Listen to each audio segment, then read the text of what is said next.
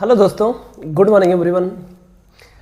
देखो बच्चों, मेरे प्यारे दोस्तों, आज के वीडियो लेक्चर में हम डिस्कस करने वाले हैं जेईई एडवांस 2023 का जो क्वेश्चन नंबर 8 है और ये पेपर नंबर फर्स्ट का है।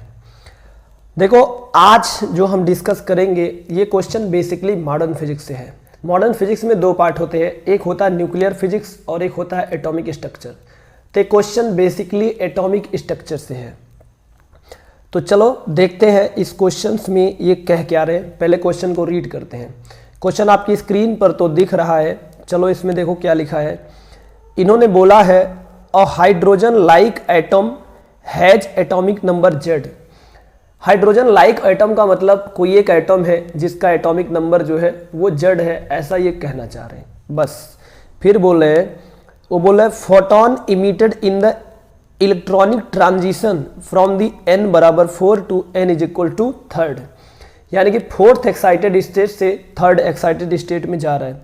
बोला in these atom are use to perform photo electric effect, ठीक ना, experiment on the target metal.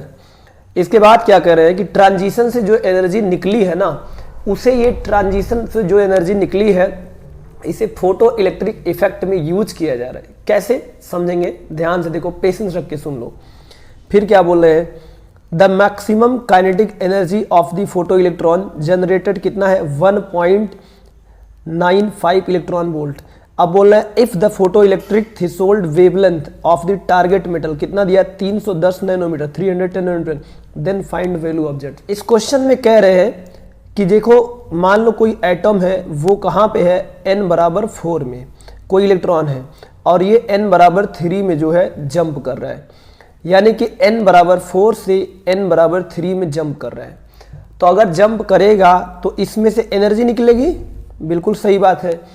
अब जो एनर्जी निकली है, ठीक ना, यानी कि जो एनर्जी निकली है इस एनर्जी को कहीं फोटो इलेक्ट्रिक मेटल पे ऐसे गिरा रहे हैं। तो जब गिरा रहे हैं तो यहाँ से एक इलेक्ट्रॉन निकल रहा है। क्या निकल रहा है? एक सिंगल इलेक्ट्रॉन निकल रहा है।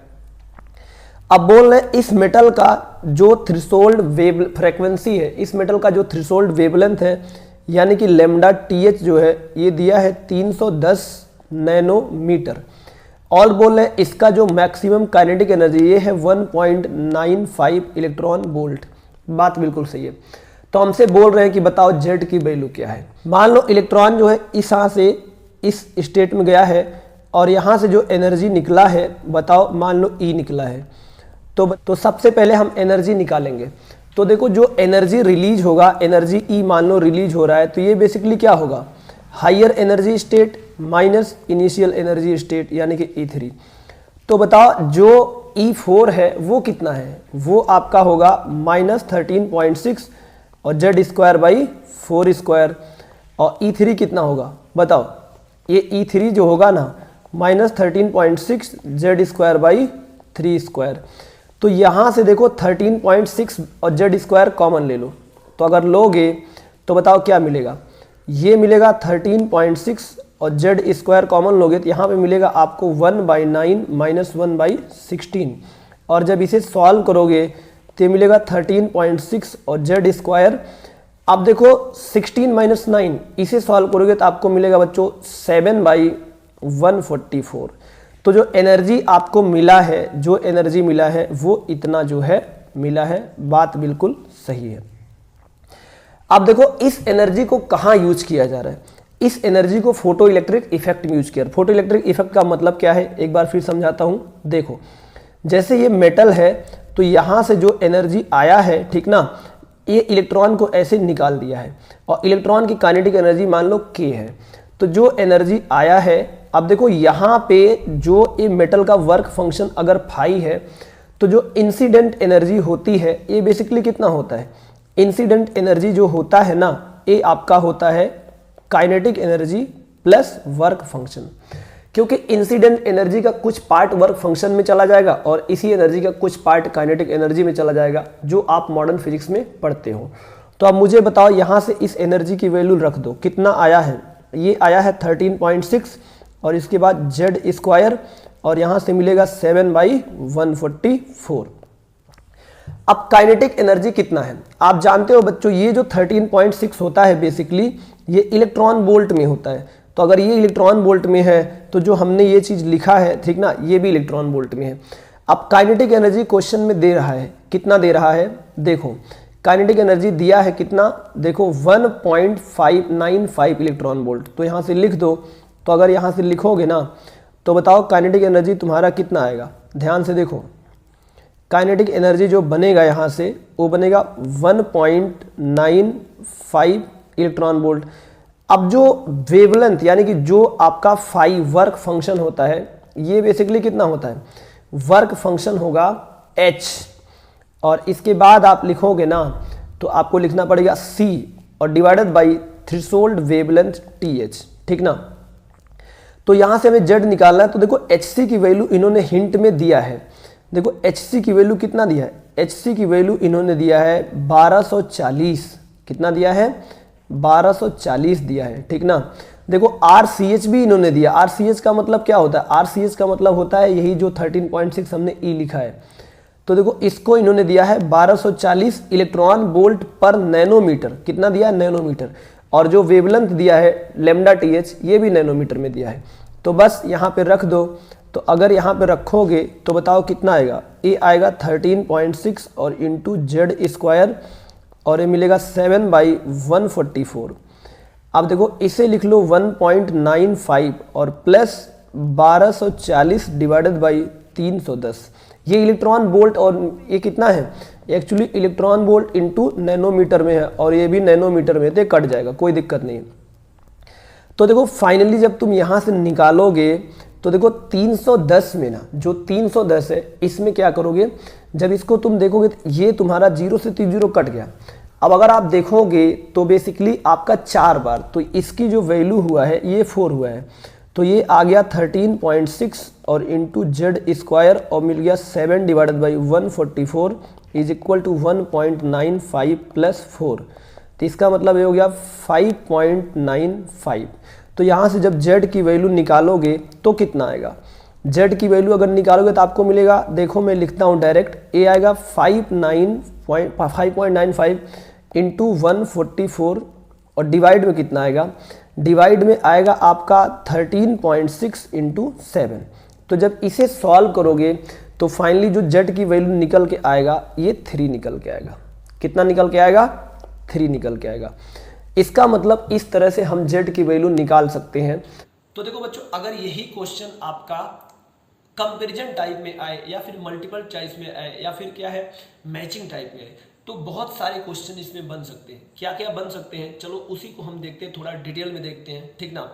और इसका जो दूसरा पार्ट होगा, इसी क्वेश्चन को पकड़ करके हम जो है एटॉमिक स्ट्रक्चर में भी, एटॉमिक स्ट्रक्चर से न्यूक्लियर फिजिक्स में भी जा सकते हैं, और उसके सारे प्रॉब्लम को जो बेसिक्स प्रॉब्लम है कर सकते हैं। तो लास्ट में मैं आपको हिंट दे दूंगा कैसे करते हैं, फिर उसके बाद किसी दूसरे वीडियो पे हम उसमें डिस्कस करेंगे। सबसे पहले हम बात करेंगे कि बताओ नंबर ऑफ ट्रांजिशन लाइन कितना होगा।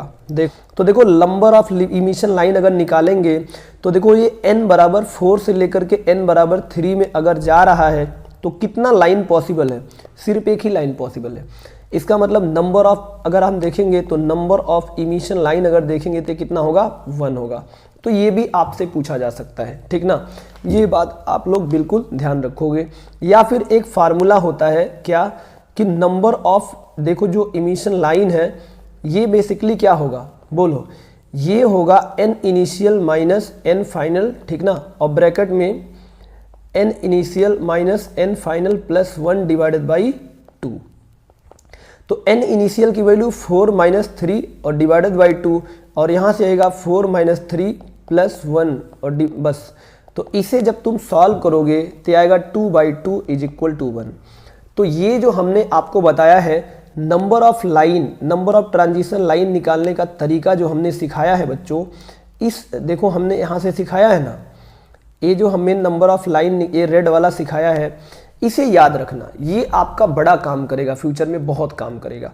तो नंबर ऑफ लाइन कितना इमिशन लाइन होगा ये हमने निकाल लिया, और तुम जानते भी हो n बराबर 3 n बराबर 4 से n बराबर 3 में जाने के लिए एक ही लाइन एग्जिस्ट करेगा बस। अगर हमें n की वैल्यू मिल गया है 3, तो यहाँ से जो एनर्जी निकला है इस एनर्जी का जो फ्रिक्वेंसी है वो कितना है, तो हम जानते हैं जो एनर्जी इसका होगा वो कितना होगा, एनर्जी जो बनेगा ना ये आपका बनेगा 13.6 और यहाँ पे कितना बनेगा जेड स्क्वायर मतलब 3 का स्क्वायर। इसके बाद क्या मिलेगा और डिवाइडेड बाई, अब अगर आप देखोगे तो 1/9 और -1/16 ये बनेगा। तो बेसिकली बनेगा 13.6 और इंटू 9 और यहाँ से 7/144। तो देखो 9 से अगर आप काटोगे तो ये बन जाएगा 16। तो देखो ये जो एनर्जी है ये बेसिकली एच न्यू के बराबर होगा। अब ये न्यू क्या है, ये न्यू क्या है कि जो जब ट्रांजिशन हो रहा है यानी कि 4 से 3 में जा रहा है तो जो एनर्जी रिलीज हो रही है इस एनर्जी की फ्रीक्वेंसी। तो अगर आप यहाँ से फ्रीक्वेंसी निकालना चाहोगे तो फ्रीक्वेंसी कितना आएगा, ये आएगा 13.6 इंटू 7 डिवाइडेड बाई 16 और h की वैल्यू कितना मिलेगा, h की वैल्यू 6.6 इंटू 10⁻34। तो यहाँ से जो इमिशन एनर्जी है उसकी फ्रीक्वेंसी भी तुम निकाल सकते हो। अगर इमिशन एनर्जी की फ्रीक्वेंसी मिल गई तो क्या इसका वेवलेंथ निकाल सकते हो, बिल्कुल निकाल सकते हो। देखो वेवलेंथ कैसे निकालोगे, हम जानते हैं जो एनर्जी होगा वो hc/λ होता है, बात बिल्कुल सही है। तो यहाँ से अगर आप लेमडा देखोगे तो ये कितना आएगा, ये आएगा hc/एनर्जी। तो लेमडा देखोगे तो hc का मतलब देखो, h का मतलब होता है 6.6 इंटू 10⁻34 और c का मतलब होता है स्पीड ऑफ लाइट 10⁻3 और इसके बाद e का जो मतलब है, हमने जो e देखो ऊपर निकाला है ना, ये जो e हमने निकाला है इस e को हम यहाँ पे रख देंगे तो हमें वेवलेंथ मिल जाएगा। ये सारी बातें मैं क्यों बता रहा हूँ, क्योंकि जो गिवन डेटा है इसमें से ये निकाला जा सकता है। हम सिर्फ डेटा का यूज करके इसके हर कॉर्नर तक पहुंचेंगे कि हम क्या क्या निकाल सकते हैं। अब अगर हमसे ये पूछा जाए कि जो एनर्जी निकला है, आपको पता है बच्चों कि यहाँ से जो एनर्जी निकला है ये फोटोन के रूप में निकलता है। कैसे निकलता है, फोटोन के रूप में। तो इस फोटोन का मोमेंटम भी हम निकाल सकते हैं क्या, बिल्कुल निकाल सकते हैं। हम दो तरीका है, हम जानते हैं कि लेमडा जो होगा ना ये h/p होता है और p हमने अभी और यहाँ से देखो h/p होता है तो हमें पता है अभी थोड़ी देर पहले हमने लेमडा निकाला है तो p कितना होगा, ये h/λ होगा। तो यहाँ से तुम जो है लेमडा की वैल्यू रख करके आप मोमेंटम भी निकाल सकते हो। कौन सा मोमेंटम, जो एनर्जी ट्रांजिशन से निकली है इसका मोमेंटम, इसके फोटोन का मोमेंटम, बेसिकली यही है। अब देखो आपसे और क्या पूछा जा सकता है, आपसे पूछा जा सकता है आपने मोमेंटम निकाल लिया है तो एक दूसरा तरीका है कि जो मोमेंटम होता है बच्चों ये p इंटू सी होता है, तो ऐसे भी मोमेंटम निकाल सकते हो। तो जो मोमेंटम बनेगा वो कितना बनेगा, एनर्जी बाई सी, ऐसे भी निकाल सकते हो। ये सारे पॉसिबल तरीके हैं जो पूछा जा सकता है। अब देखो इसमें और क्या पूछा जा सकता है आपसे, देखो अगर इतना तुम्हें समझ में आ गया है तो और क्या पूछा जा सकता है। अब देखो इन्होंने क्या बोला है कि जो फोटो इलेक्ट्रिक इफेक्ट हुआ है, यहाँ से जो फोटो इलेक्ट्रिक इफेक्ट से इलेक्ट्रॉन निकला है, इस इलेक्ट्रॉन की जो काइनेटिक एनर्जी है ये है 1.95 इलेक्ट्रॉन वोल्ट। तो देखो अगर 1.95 इलेक्ट्रॉन वोल्ट, इसका स्पीड पूछा जा सकता है। क्या पूछा जा सकता है, स्पीड। तो अगर स्पीड निकालोगे तो हम जानते हैं जो काइनेटिक एनर्जी होती है ये होता है ½ mv²। तो जो इसका स्पीड बनेगा वो कितना बनेगा, वो बनेगा 2k/m। यानी कि अगर आप इसको लिखोगे तो 2 और इलेक्ट्रॉन वोल्ट का 1.95 और इसको लिख दो 1.6 इंटू 10⁻⁻9। हमने इलेक्ट्रॉन वोल्ट को जूल में कन्वर्ट कर दिया और मास, इलेक्ट्रॉन का मास 9.1 इंटू 10⁻31 kg। अब जब यहाँ से निकालोगे तो इसका तुम स्पीड बड़े आराम से निकाल सकते हो, नो डाउट, ठीक ना। इसका स्पीड जो है बहुत आराम से निकाल सकते हो। अब देखो एक चीज़ और पूछ सकता है कि जो इलेक्ट्रॉन इमिट हुआ है ना इसका मोमेंटम बताओ। तो मोमेंटम भी निकाल सकते हो। कैसे, देखो काइनेटिक एनर्जी जो होगा इलेक्ट्रॉन के लिए ये होगा p²/2m। तो यहाँ से जो मोमेंटम होगा ये कितना आएगा, 2√m। अब m की वैल्यू आपको पता है, यानी कि इलेक्ट्रॉन के मास पता है, इलेक्ट्रॉन का काइनेटिक एनर्जी पता है, आप मोमेंटम निकाल सकते हो। बड़ा आसान तरीका है। या फिर मोमेंटम एक तरीके से और निकाल सकते हो mv से। अभी mv क्या है, स्पीड है। तो यहाँ से स्पीड को ला करके यहाँ फिलअप कर दोगे, मास आपको पता है तो मोमेंटम मिल जाएगा, ठीक ना। चलो थोड़ा और आगे चलते हैं। देखो मोमेंटम भी हम यहाँ से जो है निकाल सकते हैं, बात बिल्कुल सही है। अब हम बात करते हैं कि इसका स्टॉपिंग पोटेंशियल भी आपसे पूछा जा सकता है अगर ये क्वेश्चन ग्राफिकल में आता है। तो देखो स्टॉपिंग पोटेंशियल कैसे निकालोगे, देखो स्टॉपिंग पोटेंशियल जो तुम्हारा बनेगा ना, देखो क्या बनेगा। देखो हम जानते हैं जो काइनेटिक एनर्जी होती है यही होता है E into stopping potential. Stopping potential का मतलब हम इलेक्ट्रॉन के मोशन के अपोजिट डायरेक्शन में कितना पोटेंशियल अप्लाई कर दें कि इलेक्ट्रॉन रुक जाए। तो देखो काइनेटिक एनर्जी आपका 1.95 इलेक्ट्रॉन वोल्ट है और ये है EV0, तो ई कट गया, तो जो स्टॉपिंग पोटेंशियल आया है 1.9 वोल्ट आया है, ठीक ना। तो ऐसे स्टॉपिंग पोटेंशियल भी तुम निकाल सकते हो, नो डाउट, ठीक ना। पहले इलेक्ट्रॉन जो है n = 4 से n = 3 में जा रहा है। तो बड़े ध्यान से देखो, अगर हम पहले में एंगुलर मोमेंटम लिखेंगे तो हम जानते हैं MVR जो होता है ना, ये होगा n/nh/2π, तो कितना आएगा 4h/2π। और सेकंड में अगर हम देखेंगे MVR तो बताओ कितना आएगा, ये आएगा 3h/2π। तो अगर इसके एंगुलर मोमेंटम का रेशियो लोगे, ये आपका बोहर मॉडल है, तो L1/L2 अगर आप लेते हो तो कितना बनेगा 4h/2π और ये कितना बनेगा 3h/2π, 2π कट गया एच से एच, तो आपको मिलेगा 4/3। तो ऐसे करके आप एंगुलर मोमेंटम का रेशियो भी निकाल सकते हो। दोस्तों जितनी भी पॉसिबिलिटी है और भी कुछ डेटा दे करके आप निकाल सकते हो। आप देखो इसी क्वेश्चन से वो आपको उलझा करके न्यूक्लियर फिजिक्स में भी लेके जा सकते थे। कैसे? देखो कैसे, देखो कैसे जा सकते थे, मैं आपको आइडिया देता हूं, ध्यान से समझना। देखो इसमें न्यूक्लियर फिजिक्स के सवाल को कैसे बना सकते थे। देखो आपसे पूछा क्या था कि एक यहाँ बीच में देखो इसमें कितना जेड की वैल्यू कितना है 3। अब इसके एक ऑर्बिट में देखो एक इलेक्ट्रॉन ऐसे रन कर रहा है, मान लो ये n/3 है, ऐसा मान लो, लेकिन है नहीं, यहाँ पे डायग्राम में नहीं है।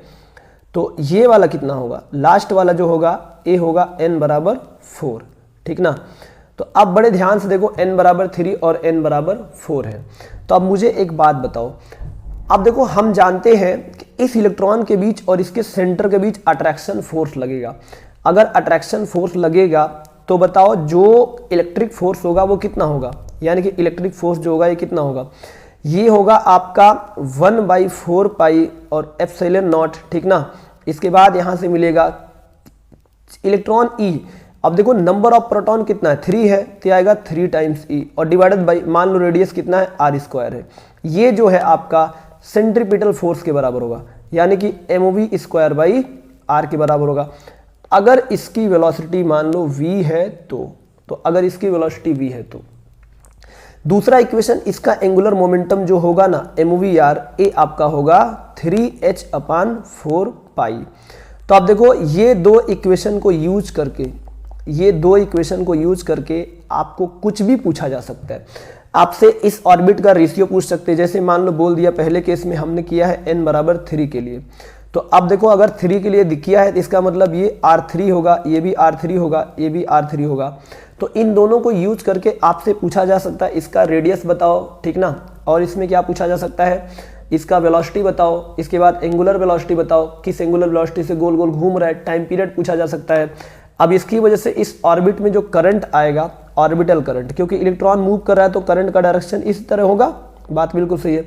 ये करंट पूछ सकता है, उस करंट को निकाल करके इसके सेंटर पे मैग्नेटिक फील्ड पूछ सकता है, मैग्नेटिक फील्ड निकाल करके इसमें मैग्नेटिक मोमेंट पूछ सकता है। तो ऐसे जो है वो न्यूक्लियर फिजिक्स में जा करके सारी बातें पूछ सकते हैं।